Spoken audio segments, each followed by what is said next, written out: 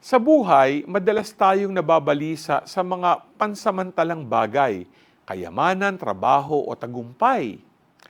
Paalala sa atin ng gospel ngayong araw, ang tunay na kayamanan ay ang relasyon natin sa Diyos. Sabi dito, katotohanan ang sinasabi ko sa inyo, ang sinumang tumutupad ng aking salita ay hindi kailanman makararanas ng kamatayan.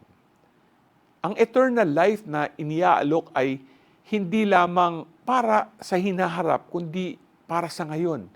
Ito ay buhay na may layunin, kapayapaan at kaligayahan sa presensya ng Diyos. Hindi ito nangangahulugan na walang pagsubok, kundi may katiyakan tayong kasama natin ang Diyos. Magandang maglaan ng oras upang magbasa ng isang verse o paragraph sa Bible at pagnilayan ito.